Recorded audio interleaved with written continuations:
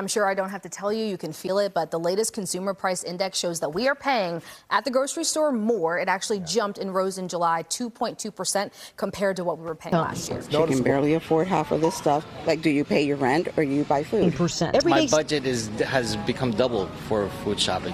Food price. Imagine walking into your local grocery store and seeing entire aisles stripped bare. No bread, no fresh produce, no dairy. Not because of supply chain glitches or inflation, but because Canada has just launched a food boycott against the U.S. In 2025, this shocking move has sent ripples through America's supermarkets, leaving some of the nation's biggest grocery chains on the brink of collapse. From Walmart to Kroger, reliance on Canadian imports runs far deeper than most shoppers realize. Today, we're breaking down the 5 major grocery chains now at risk, and what this means for your weekly grocery run. Walmart may be the largest retailer in the U.S., but even giants have weak spots. And in Walmart's case, much of that weakness comes from Canada's role as a top supplier of food products. Canada exports massive quantities of wheat, canola oil, beef, and seafood into Walmart's supply chains. Many of these items end up on shelves across the U.S., from the flour and baked goods to frozen fish sticks and packaged oils. When Canada launched its 2025 food boycott, Walmart's procurement teams were forced into panic mode, scrambling to find replacements. The fallout was immediate. Walmart stores across the Midwest and Northeast reported shortages of staples like bread and cereals as Canadian wheat shipments dried up. Customers noticed rising prices for everything from hamburger meat to cooking oil. For families already stretched by inflation, Walmart's everyday low prices slogan suddenly felt hollow. But the bigger danger isn't just higher prices. It's Walmart's reliance on volume. The chain runs on razor-thin margins, moving huge quantities of goods at low cost. If shelves stay empty, sales plummet and profits sink. Store managers are already warning of declining traffic as frustrated shoppers head elsewhere. The supply crunch also exposes Walmart's logistics problem. Replacing Canadian imports isn't easy. Shipping wheat from Europe or beef from South America takes time, adds costs, and clogs distribution centers. For a company that relies on efficiency, those disruptions could cascade into nationwide shortages. Walmart has the scale and money to fight back, but in a food boycott scenario, even the biggest retailer in America looks vulnerable. Kroger, with its hundreds of stores across the Midwest and South, is often considered America's community grocery chain. But that community focus makes it particularly exposed to Canada's boycott. Kroger sources large quantities of dairy, beef, and produce from Canadian suppliers, especially for stores in border states like Michigan and Ohio. Milk and cheese from Quebec, beef from Alberta, and fruits from British Columbia are staples that shoppers don't even realize cross an international border before landing in Kroger's dairy aisle. When Canada cut exports, Kroger stores quickly reported dairy shortages. Milk prices surged, and entire sections of cheese coolers were left half empty. Families accustomed to buying affordable staples suddenly found themselves paying premium prices, or going without. The impact on Kroger's fresh produce section is equally severe. Berries, apples, and greenhouse-grown vegetables from Canada normally flow into Kroger's distribution network year-round. With that supply cut, shoppers are left facing either higher costs or imported alternatives from Mexico and South America, which take longer to arrive and spoil faster. For Kroger, the problem is structural. Unlike Walmart, which can leverage massive global contracts, Kroger's supply chain is more regional and dependent on established Canadian partnerships. Shifting those networks takes months, not weeks. Community backlash is also rising. In smaller towns where Kroger is the only major grocery store, families are beginning to feel like they're on the front lines of a food war they never asked for. If shortages persist, Kroger risks losing the trust of the very communities that made it successful. Costco is famous for selling food in bulk, but bulk supply chains are especially fragile during international boycotts. Much of Costco's value model depends on importing massive quantities of staple foods at discounted rates, and Canada has long been one of its key suppliers. Canadian exports of seafood, grains, and packaged goods flow into Costco's distribution warehouses, where they're bundled into the giant-sized packaging that members love. When the boycott hit, Costco warehouses across the U.S. began running short on Canadian seafood like salmon, lobster, and crab, some of the chain's most popular frozen items. The impact didn't stop there.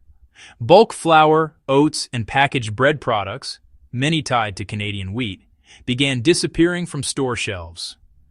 Members accustomed to stocking up on 25-pound bags of flour or multi-packs of bread suddenly found themselves staring at empty pallets. Costco's membership-based model makes the backlash even more intense.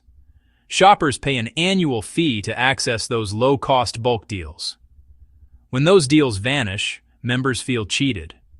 Reports of cancellations surged in the weeks after the boycott announcement, signaling a potential hit to Costco's long-term revenue base. Another challenge is Costco's dependence on private label products like 𝐾𝐿 Many of these items rely on Canadian sourcing, from cooking oils to frozen berries. Replacing those suppliers without disrupting quality or pricing could take months, if not years.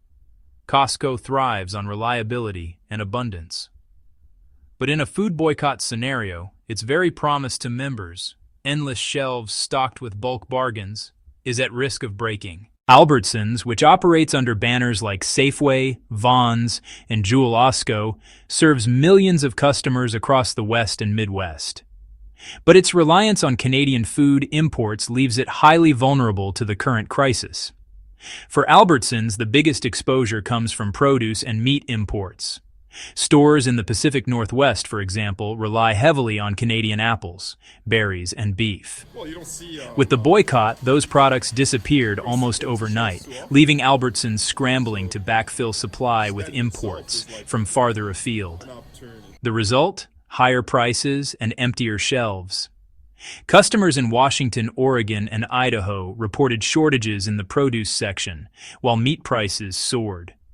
For 𝐿𝐵𝐷𝐿's, already struggling to keep pace with larger competitors like Walmart and Kroger, these shortages could be devastating. Distribution challenges make the problem worse. 𝐿𝐵𝐷𝐿's operates on thinner national supply networks than bigger chains. That means it doesn't have the same flexibility to reroute food from other regions. When Canadian imports stopped, many 𝐿𝐵𝐷𝐿's stores simply had no alternatives. This exposes a long-term risk. Regional grocery chains are the most vulnerable in any international boycott. Without scale or global buying power, 𝐿𝐵𝐷𝐿's risks losing customers to larger chains that can weather shortages better. In border states, shoppers are already crossing state lines or driving farther to Walmart and Costco for products 𝐿𝐵𝐷𝐿's can't keep in stock. If that trend continues, 𝐿𝐵𝐷𝐿's could see not just temporary losses, but permanent market share erosion. Whole Foods markets itself as a premium grocery chain focused on organic and sustainable products. But many of those products, surprisingly, come from Canada. Canada is a top exporter of organic grains, specialty produce, and seafood. Whole Foods relies on those imports to stock its shelves with the niche products that appeal to its core customers. When the boycott hit, items like organic lentils, Canadian maple syrup, and wild-caught salmon vanished almost instantly. The irony is sharp. Customers paying premium prices for Whole Foods specialty items are now the ones facing the steepest shortages.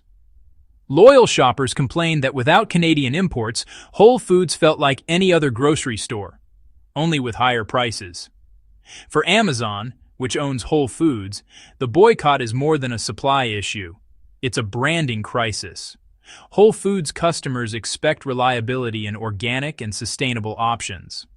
Without Canadian imports, the chain risks losing credibility with its core audience. Another challenge is substitution. Unlike Walmart or Kroger, which can swap in lower-cost alternatives, Whole Foods customers demand quality. You can't replace Canadian wild salmon with cheaper farmed fish without breaking trust. That makes the chain's recovery even harder. Whole Foods has tried to pivot by sourcing more from U.S. organic farms, but scaling up supply takes time. Until then, shortages are likely to persist. And in a food boycott scenario, Whole Foods risks being seen as the chain that charges the most, while offering the least. From Walmart's empty shelves to Whole Foods' missing organics, the Canada food boycott has exposed just how fragile America's grocery system really is. 5 of the nation's biggest chains are now struggling to keep shelves stocked, and millions of families are paying the price. But here's the question. What happens if this boycott drags on for months, or expands into other sectors? Could U.S. grocery shopping as we know it collapse? Let me know in the comments what chain you think will suffer the most. And don't forget to like, share, and subscribe for more deep dives like this.